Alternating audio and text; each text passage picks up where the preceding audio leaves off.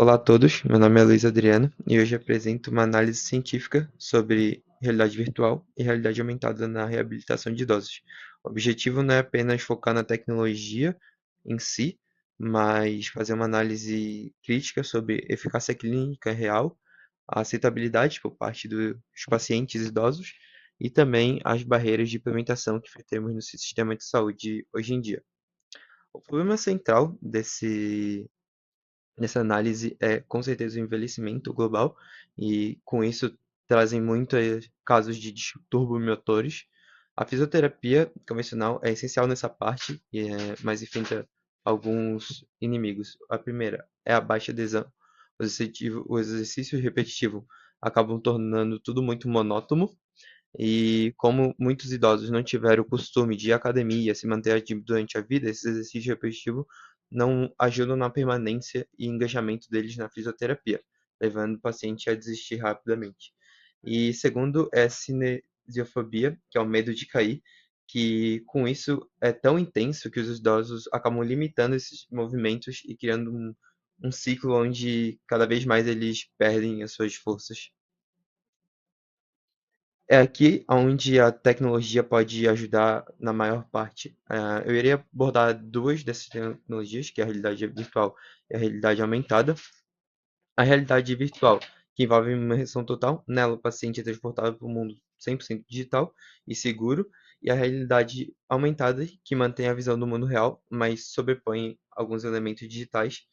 É nessa realidade aumentada aonde vamos trabalhar. Ela é mais segura para esses idosos, pois ainda consegue ver o mundo real ao redor e não acabam ficando desnorteados e desorientados.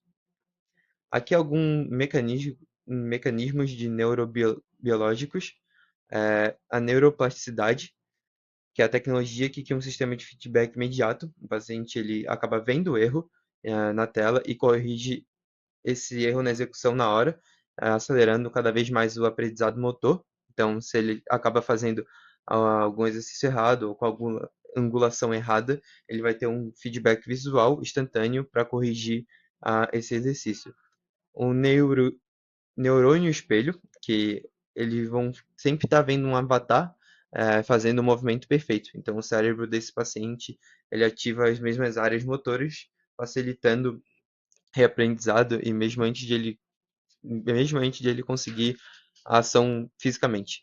E a gamificação, que torna a terapia do jogo a terapia em um jogo que ajuda mesmo esses idosos não praticando jogos e jogando jogos como os mais jovens hoje em dia, por ter um desafio ou algo do tipo, acaba ajudando na parte de combater o tédio ali e não ser tão monótono.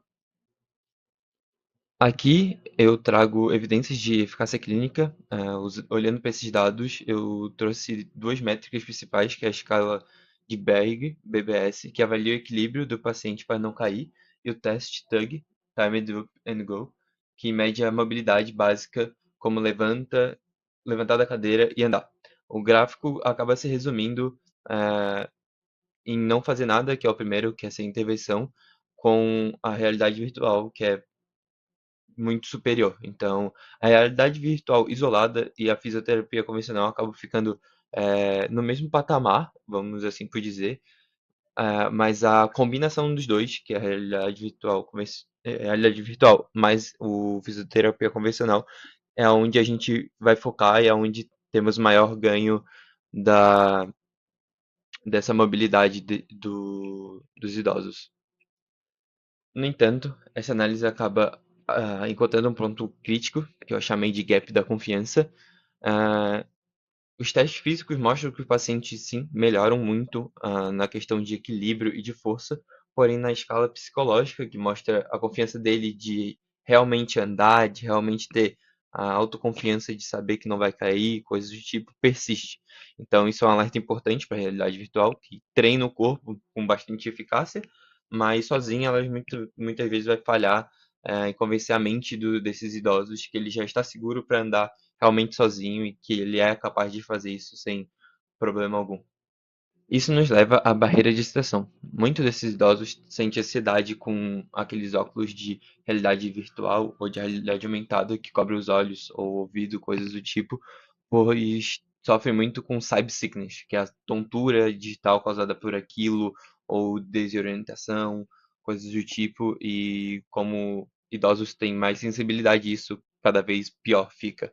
Então a solução proposta é a Geron Technology, é desenhar interfaces específicas e fáceis para idosos para priorizar e permitir que os idosos vejam o mundo real e reduzir drasticamente essa ansiedade, essa tontura, desorientação, coisas do tipo, aumentando cada vez mais a aceitação desses idosos a essa tecnologia e esse tratamento com essa tecnologia específica.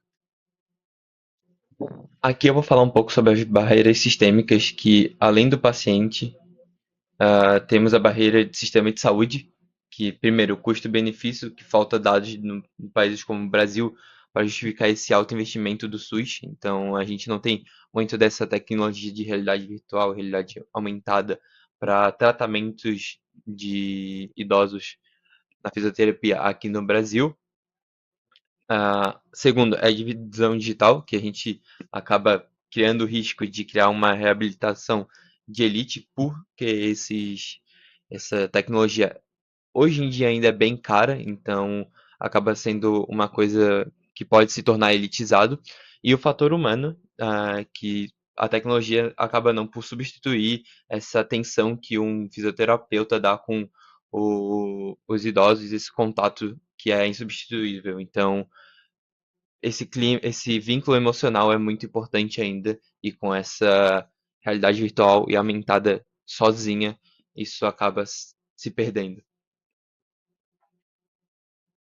Aqui eu abordo a adoção dos dois mundos, o modelo híbrido.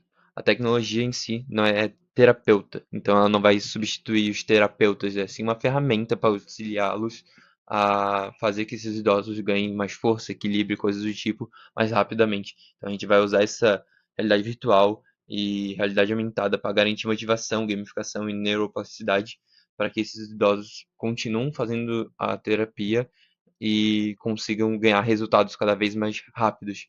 E mantemos o terapeuta focado no que realmente essa tecnologia não consegue, que é garantir a segurança física deles. Então, se eles estão utilizando realidade virtual, que entra num mundo 100% digital, para eles não bater nas paredes ou coisas do tipo, fornecer esse feedback tátil também, é, a conseguir fazer com que esses idosos entendam que eles já estão com mais força, que estão com mais equilíbrio, que eles conseguem andar sem muleta, num exemplo, e oferecer essa empatia que os idosos gostam muito, então ajuda a facilitar é, toda essa evolução dos idosos utilizando esse modelo híbrido.